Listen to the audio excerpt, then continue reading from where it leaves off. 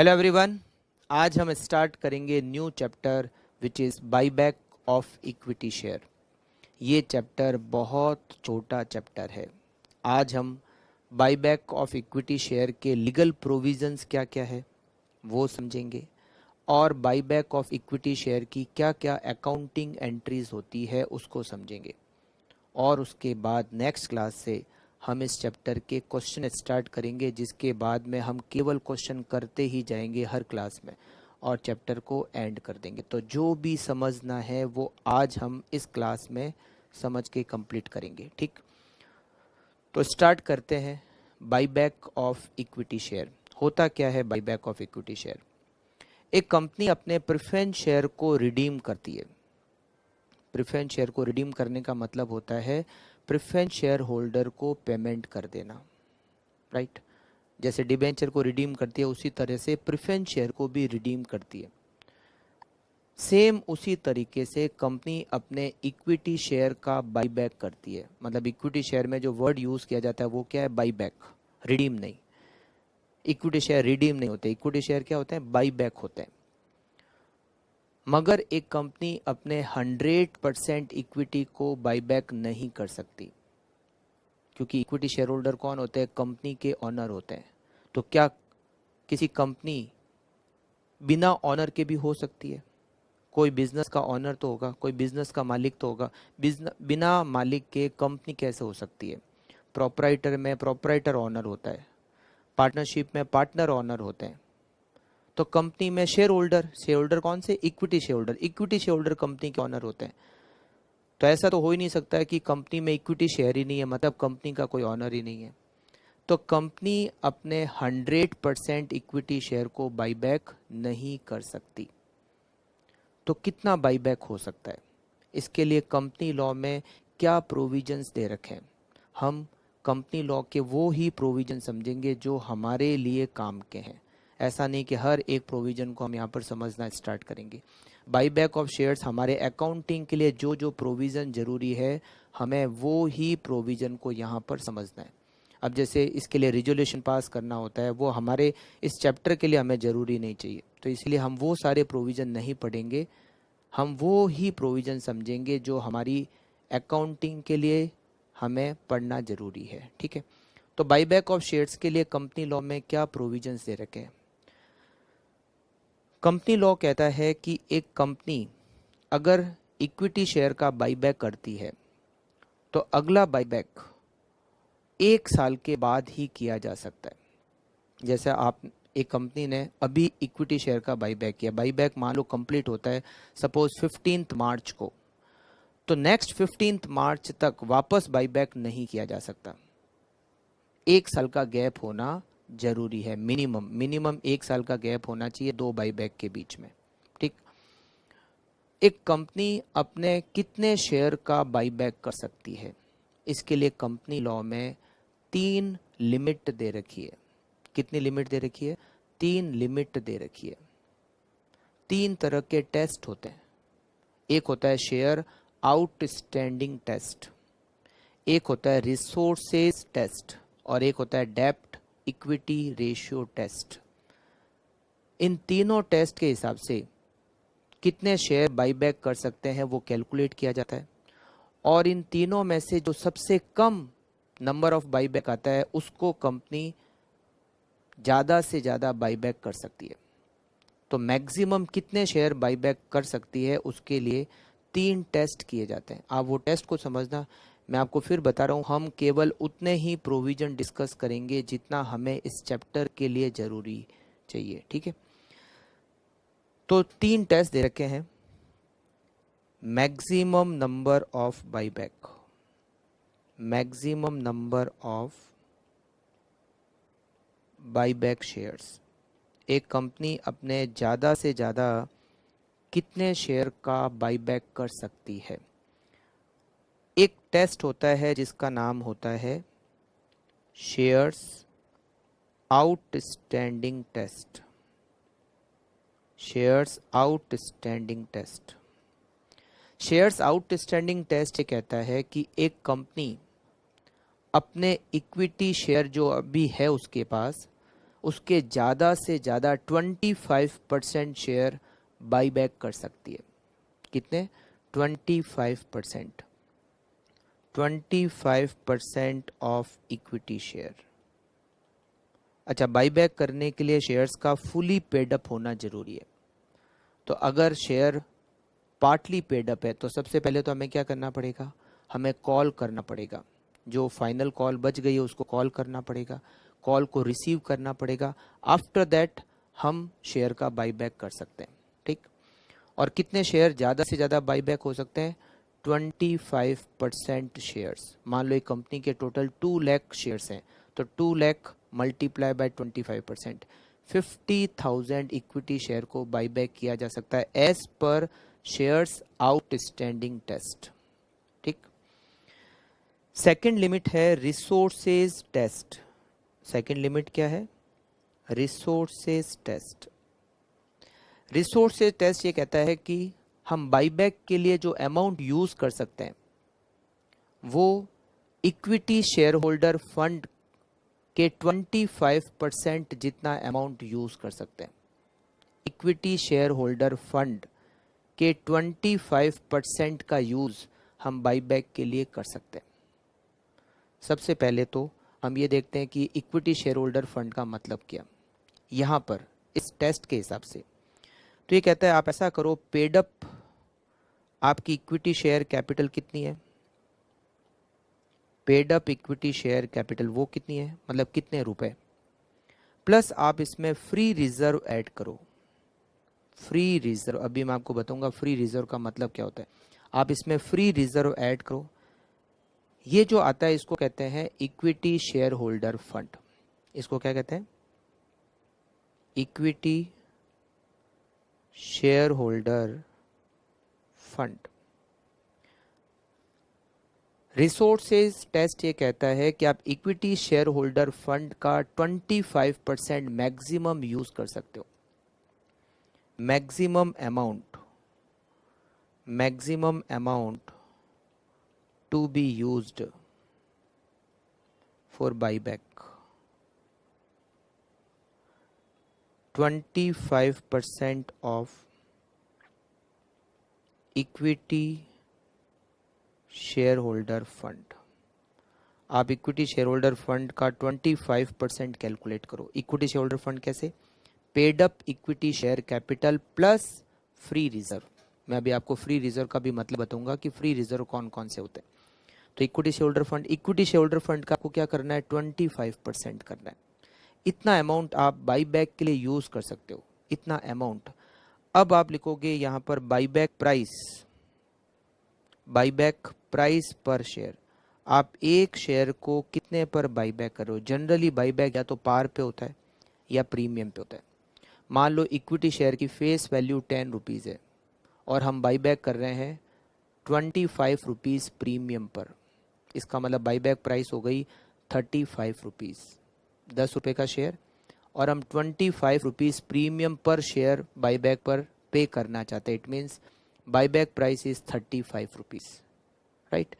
तो buyback price पर share, तो इससे आएंगे maximum number of equity share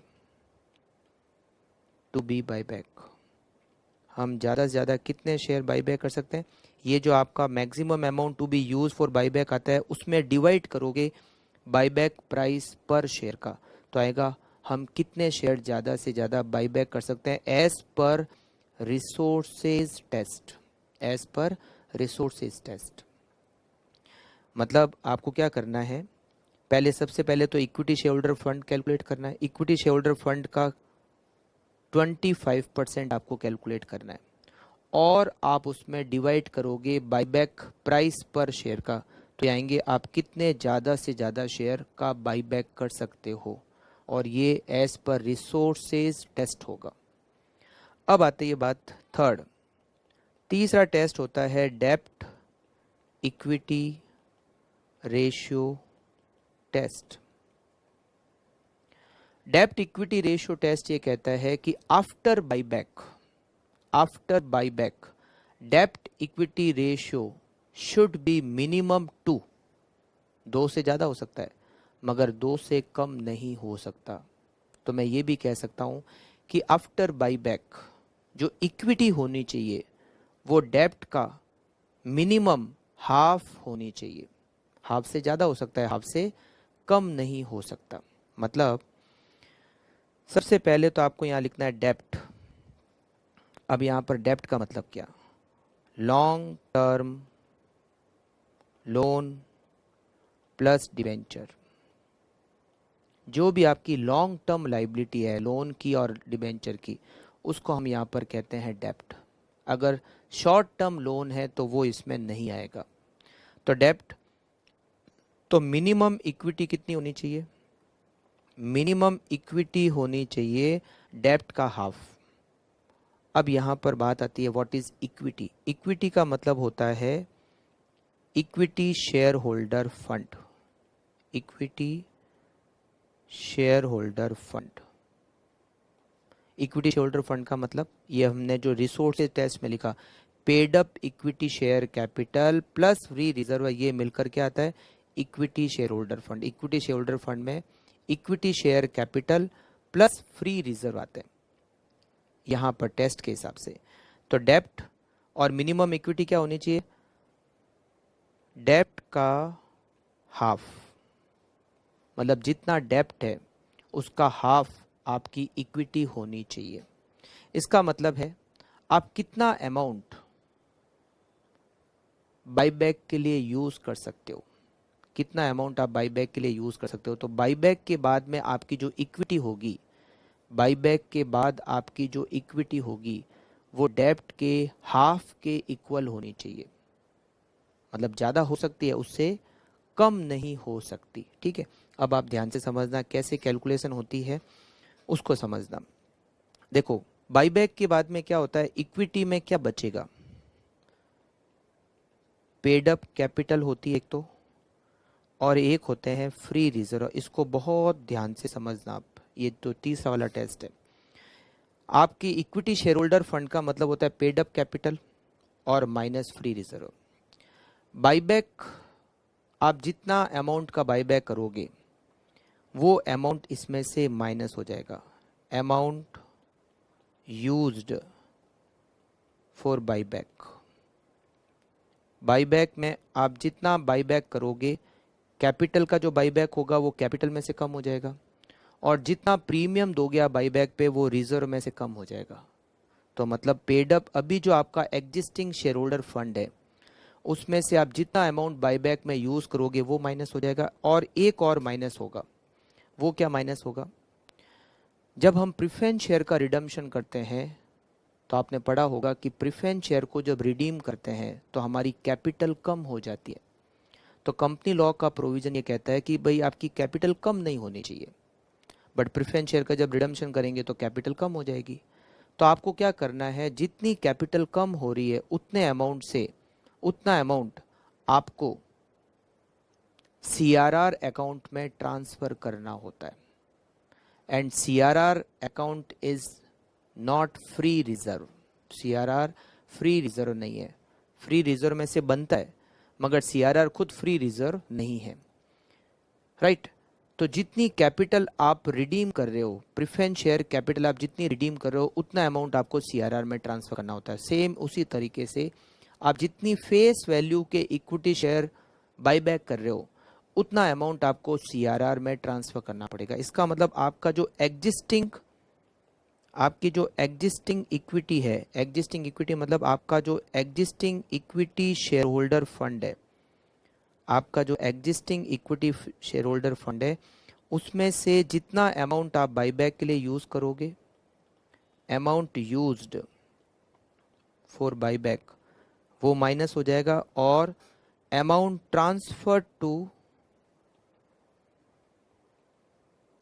transfer to CRR वो भी माइनस हो जाएगा, और फिर बचेगा remaining equity share holder fund. Remaining equity share holder fund, ये जो remaining equity share holder fund होना चाहिए ये इतना होना चाहिए, डेब्ट का हाफ। मतलब आफ्टर बाईबैक जो इक्विटी शेयर होल्डर फंड होना चाहिए वो मिनिमम डेप्ट के आधे के बराबर होना चाहिए। आप समझ रहे हो? मतलब ये जो डेप्ट आपका जितना है उसके आधा कर लो, इतना आपका शेयर होल्डर फंड बचना चाहिए आफ्टर बाईबैक। आप समझ रहे हो? तो आपको क्या करना पड़ेगा, यहां पर एक इक्वेशन बनानी पड़ेगी। क्या इक्वेशन बनानी पड़ेगी? ये अमाउंट ट्रांसफर टू सीआरआर, इसको मानना पड़ेगा आपको X, amount transfer to CRR. और अमाउंट ट्रांसफर टू सीआरआर कितना? जितना आप इक्विटी शेयर का बाईबैक कर रहे हो, जितनी फेस वैल्यू के इक्विटी शेयर का बाईबैक कर रहे हो उसको कहते हैं एक्स। मतलब अमाउंट ट्रांसफर टू सीआरआर, उसको हमने माना है x. Amount used for buyback, amount use for buyback को आप मानोगे वाई।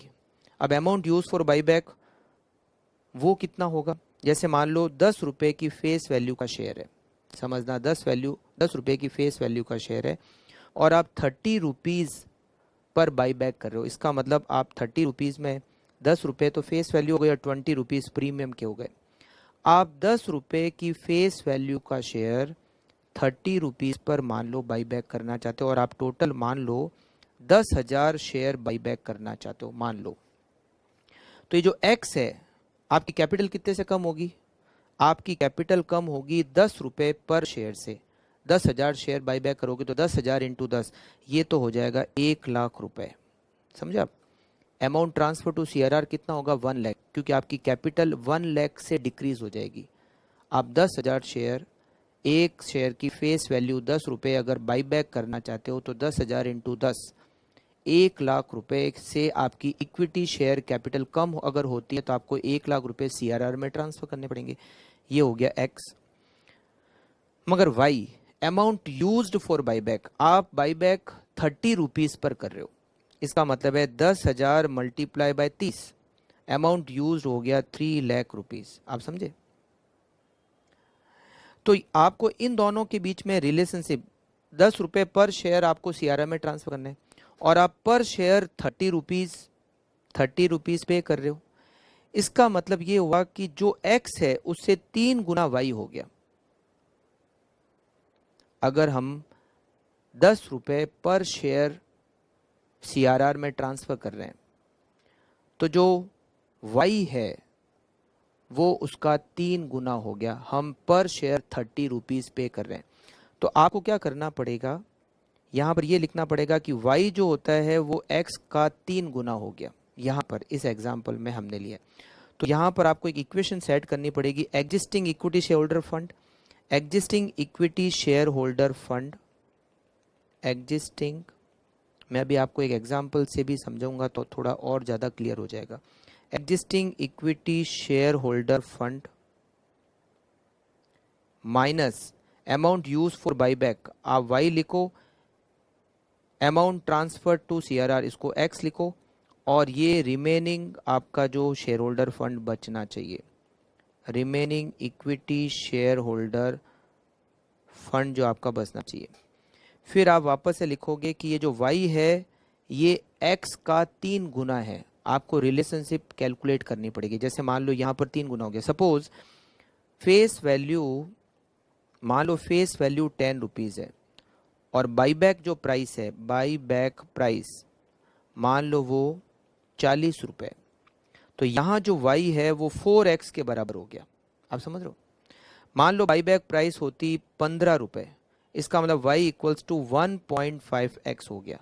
आपको क्या करना है, ये जो बाईबैक प्राइस है इसमें फेस वैल्यू का डिवाइड करना है, तो अपना उतना टाइम आ जाएगा आपके पास कि y x का कितना गुना हो गया। इस इक्वेशन को सॉल्व करने के लिए आपको y को x में कन्वर्ट करना पड़ेगा, जरूरी है, अदरवाइज ये इक्वेशन सॉल्व नहीं हो सकती। तो फिर क्या हो जाएगा, इक्विटी शेयर होल्डर फंड, ये y यहाँ से फिर हट जाएगा और उसकी जगह हम, जैसे यहाँ पर हमने 3x किया तो ये आ जाएगा 3x। अब आप इस इक्वेशन को क्या करोगे, solve. Existing equity share holder fund लिखोगे 3x माइनस x, और remaining equity share holder fund जो यहाँ पर बचना चाहिए, जो यहाँ पर रिमेनिंग रहना चाहिए डेब्ट का हाफ, वो लिखोगे और फिर उससे x की वैल्यू को आप कैलकुलेट करोगे, करेक्ट, और उससे पता चलेगा हम कितने शेयर का बाईबैक कर सकते हैं एज पर डेब्ट इक्विटी रेशियो टेस्ट। अभी मैं आपको एक एग्जांपल से भी बताऊंगा। फिर जब तीनों टेस्ट हो जाएंगे, पहले टेस्ट से कितने शेयर बाईबैक कर सकते हैं, दूसरे टेस्ट से कितने शेयर बाईबैक कर सकते हैं, तीसरे टेस्ट से कितने बाईबैक कर सकते हैं, और इन तीनों में जो सबसे कम होगा वो होगा maximum number of equity share which can be buyback. Correct. इससे पता चलेगा कि हम कितने शेयर बाईबैक कर सकते हैं। मैं आपको एक छोटे से एग्जाम्पल से बताता हूँ। अच्छा, एक और पहले मतलब समझ लेते हैं, और वो है फ्री रिजर्व। फ्री रिजर्व का मतलब क्या? फ्री रिजर्व का मतलब होता है जनरल रिजर्व, जिसका बहुत बार नाम रेवेन्यू रिजर्व भी लिखा होता है, तो मैं यहाँ पर रेवेन्यू रिजर्व भी लिख देता हूँ।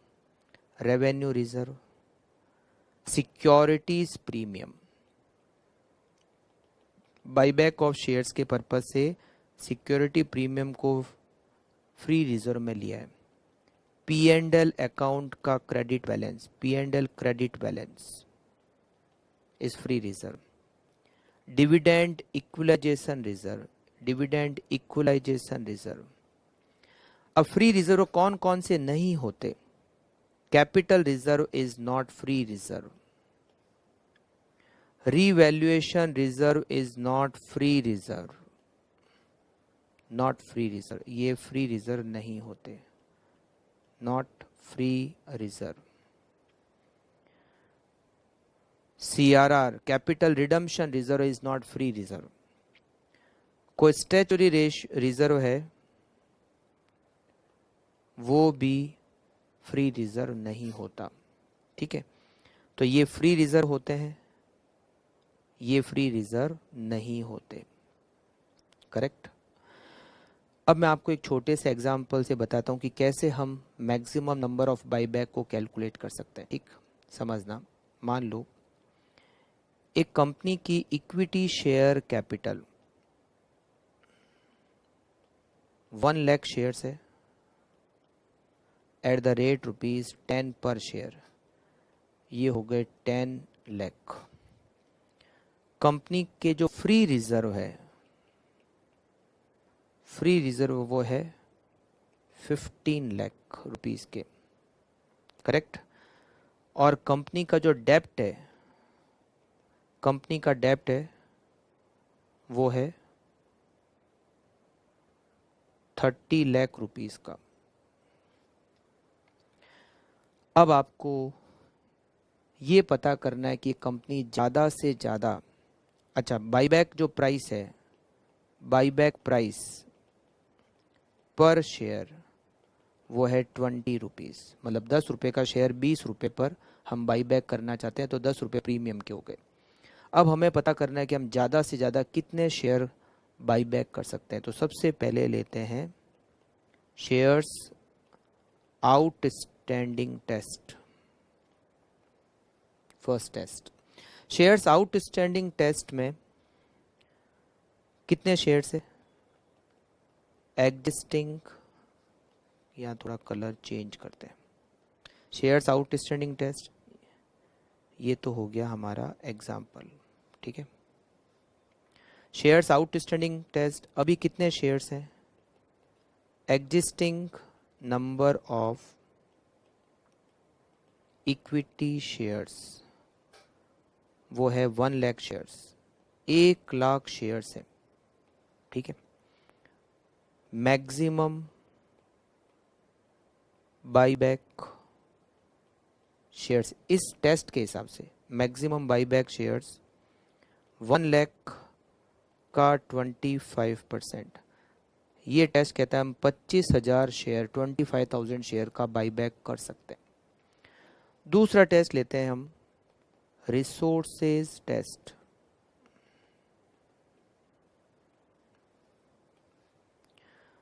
तो ये कहता है सबसे पहले तो पेड अप कैपिटल कितनी है कंपनी की? पेड अप कैपिटल, कंपनी की पेड अप कैपिटल है 10 लाख रुपीस। हमारे फ्री रिजर्व कितने हैं? हमारे फ्री रिजर्व है 15 लाख, टोटल हो गए 25 lakh. It is share holder fund, जिसको हम इक्विटी भी कह सकते हैं। It is our equity, equity share holder fund और इक्विटी एक ही बात है। 25 लाख। हम इस 25 लाख का मैक्सिमम 25% यूज कर सकते हैं।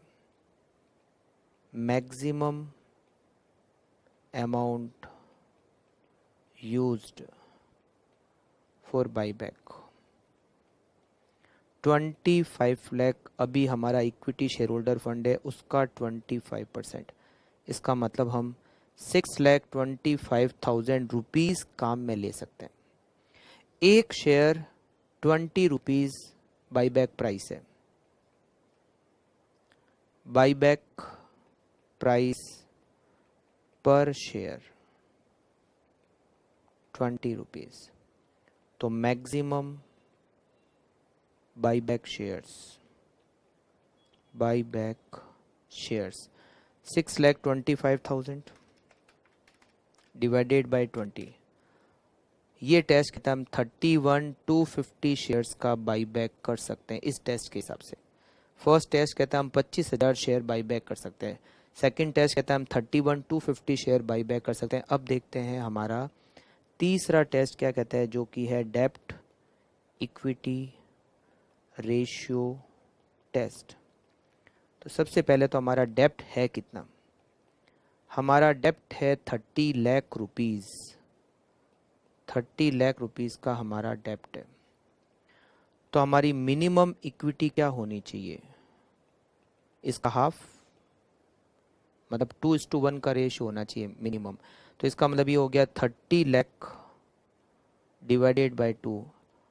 After buyback our equity should be minimum 15 lakh.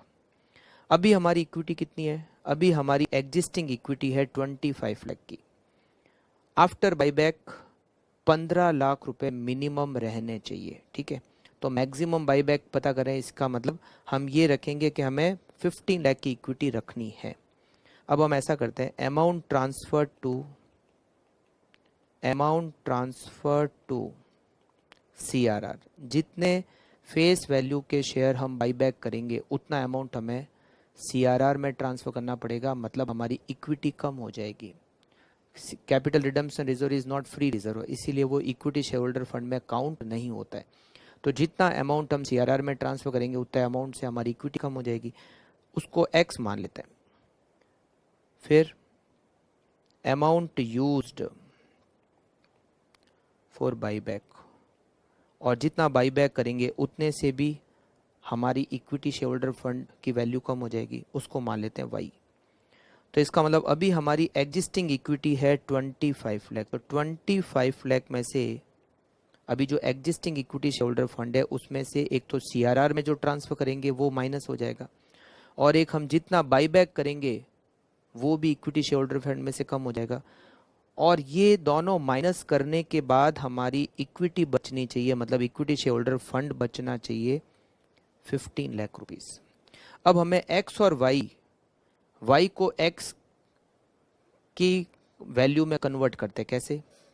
एक शेयर फेस वैल्यू 10 रुपीज़ का है, मतलब हमें पर शेयर CRR में 10 रुपये ट्रांसफर करने, जबकि एक शेयर के हम 20 रुपये बाईबैक प्राइस दे रहे हैं, मतलब जो फेस वैल्यू है उससे डबल बाईबैक प्राइस है। It means Y equals to 2X। आपको ये रिलेशनशिप कैलकुलेट करनी पड़ेगी, Y इक्वल्स टू 2X।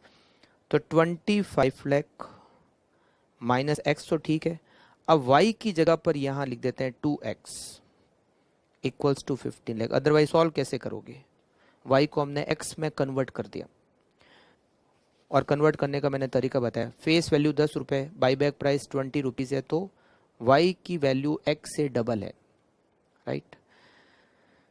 अब यहां पर हम इसको सॉल्व करते तो ये हो गया -3X इक्वल्स टू 15 लाख, और उधर 25 लाख, तो ये आएंगे -10 लाख। माइनस माइनस हो गया cross, X equal to 10 lakh divided by 3। हमने भी जो क्वेश्चन लिया उसमें पॉइंट में मारे, चलो कोई बात नहीं। 3,33,333 रुपीज़। तो Y कितना हो गया, Y से डबल हो गया, 6,66,667। Y मतलब इतने रुपए हम बाईबैक के लिए काम ले सकते हैं। तो मैक्सिमम मैक्सिमम बाईबैक शेयर्स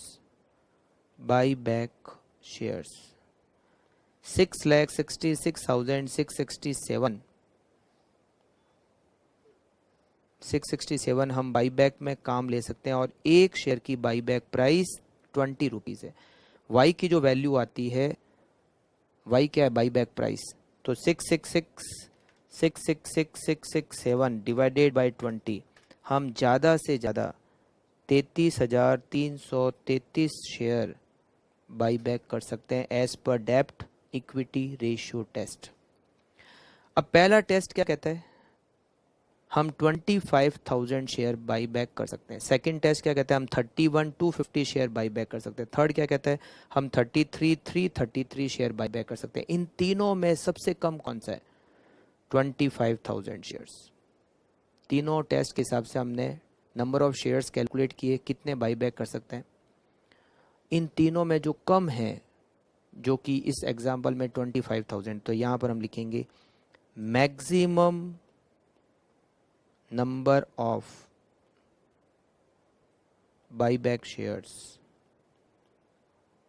यहाँ पहले लिखेंगे लिस्ट ऑफ 3 इज 25,000 शेयर्स। इन तीनों में जो सबसे कम है वो 25,000 शेयर्स है।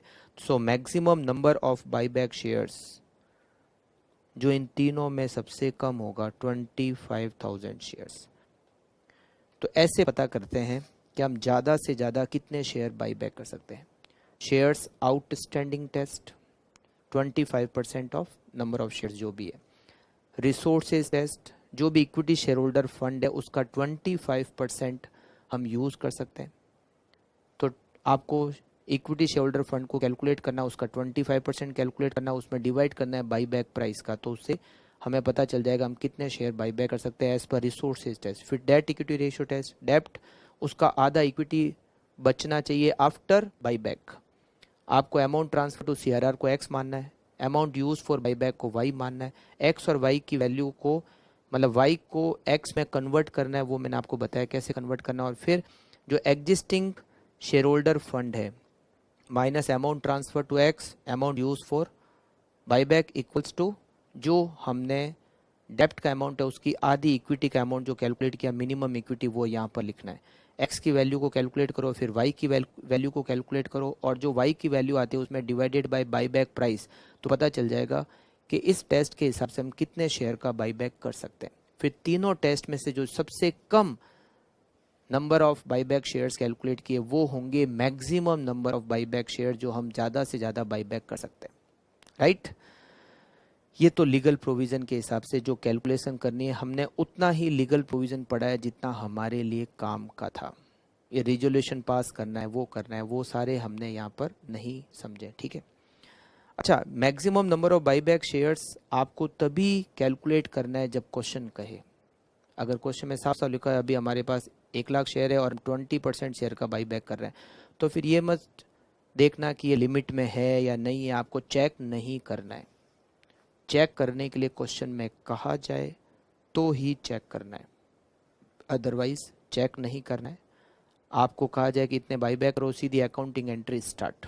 राइट, तो ये तो maximum number of buyback shares calculate करने का मैंने आपको तरीका बताया। 3 टेस्ट, एक हो गया शेयर्स आउटस्टैंडिंग टेस्ट, दूसरा हो गया रिसोर्सेज टेस्ट, और तीसरा हो गया डेप्ट इक्विटी रेशियो टेस्ट। फिर बहुत सारे क्वेश्चन में करेंगे तो आपको और ज़्यादा क्लियर हो जाएगा। ठीक है, वैसे इजी है, ज़्यादा घबराने वाली बात नहीं है। अब बात करते हैं हम इसकी अकाउंटिंग एंट्रीज के बारे में कि इसकी अकाउंटिंग एंट्रीज क्या क्या होती है। आपने प्रेफरेंस शेयर को रिडीम करने की अकाउंटिंग एंट्रीज पढ़ी होगी, बस वैसी ही अकाउंटिंग एंट्रीज, बस सेम वैसी ही अकाउंटिंग एंट्रीज यहाँ पर भी होती है। जैसे प्रेफरेंस शेयर को रिडीम करते हैं, वैसे कुछ क्वेश्चन में प्रेफरेंस शेयर के रिडम्पशन की भी एंट्री आती है। मान लो प्रेफरेंस शेयर को रिडीम करते हैं और प्रीमियम पे रिडीम करते हैं, तो एंट्री क्या करते हैं, preference share capital account debit, जितने प्रेफरेंस शेयर रिडीम कर रहे हैं, premium on redemption account debit, उस पर प्रीमियम जितना दे रहे हैं, to preference share holder account. क्या एंट्री करते हैं, प्रेफरेंस शेयर की बात बता रहा हूँ, उसी से इक्विटी शेयर को समझाता हूँ। हम एंट्री करते हैं preference share capital account debit, जितने प्रेफरेंस शेयर रिडीम करें, premium on redemption account debit, अगर पार पे रिडीम कर रहे हैं तो प्रीमियम नहीं होगा, टू प्रेफरेंस शेयर होल्डर, हम उसको प्रेफरेंस शेयर होल्डर में ट्रांसफर करते हैं और उसके बाद preference share holder account debit to bank, हम उनको पेमेंट कर देते हैं। फिर हम ये जो प्रीमियम ऑन रिडम्पशन है इसको राइट ऑफ करते हैं सिक्योरिटीज प्रीमियम अकाउंट से। अगर सिक्योरिटीज प्रीमियम है और उतना बैलेंस है जितना प्रीमियम ऑन रिडम्पशन दिया है तो सिक्योरिटी प्रीमियम से राइट ऑफ हो जाएगा। मान लो सिक्योरिटी प्रीमियम ही नहीं है हमारे पास बैलेंस शीट में या सफिशेंट नहीं है, मान लो प्रीमियम ऑन रिडम्पशन हम दे रहे हैं 5 लाख का जबकि सिक्योरिटी प्रीमियम हमारे पास 3 लाख का ही है, तो जो 3 लाख है वो तो सिक्योरिटी प्रीमियम से डेबिट कर दो और बाकी आप फ्री रिजर्व में से डेबिट कर लो to premium on redemption, to premium on redemption. जहां तक उसके सिक्योरिटी प्रीमियम से ही अगर पूरा राइट ऑफ होता है तो सिक्योरिटी प्रीमियम से ही पूरा राइट ऑफ करना है। सिक्योरिटी प्रीमियम इनसफिशिएंट है या नहीं है तो फिर हम फ्री रिजर्व का यूज करेंगे, मतलब जनरल रिजर्व, P&L अकाउंट जो भी है। फिर आपको CRR बनाना पड़ता है, कैपिटल रिडम्पशन रिजर्व अकाउंट, जितने से आपके प्रेफरेंस मतलब आपकी जितनी सी कैपिटल कम हो रही है, आपने प्रेफरेंस शेयर को रिडीम कर रहे हो और आप नए इक्विटी शेयर इशू कर रहे हो या नए प्रेफरेंस शेयर इशू कर रहे हो और जितने के प्रेफरेंस शेयर रिडीम कर रहे हो उससे ज़्यादा वैल्यू के या उसके बराबर वैल्यू के नए शेयर इशू कर रहे हो तो CRR में ट्रांसफर करने की जरूरत नहीं, क्योंकि आपकी कैपिटल कम नहीं हो रही है। CRR का कॉन्सेप्ट ये है कि आपकी कैपिटल कम नहीं होनी चाहिए। अगर आपकी कैपिटल कम हो रही है तो जितने अमाउंट से आपकी कैपिटल कम हो रही है उतना अमाउंट आपको CRR में ट्रांसफर करना पड़ेगा फ्री रिजर्व में से। तो जैसे मान लो आपने 5 लाख के प्रेफरेंस शेयर रिडीम किए और आप वापस कोई नए शेयर इशू नहीं कर रहे हो तो आपको 5 लाख रुपए फ्री रिजर्व में से CRR अकाउंट में ट्रांसफर करने पड़ेंगे, जितने से कैपिटल कम होगी, ध्यान रखना, ठीक है। कितने पर रिडीम कर रहे हैं वो नहीं, जितने से कैपिटल कम हो रही है।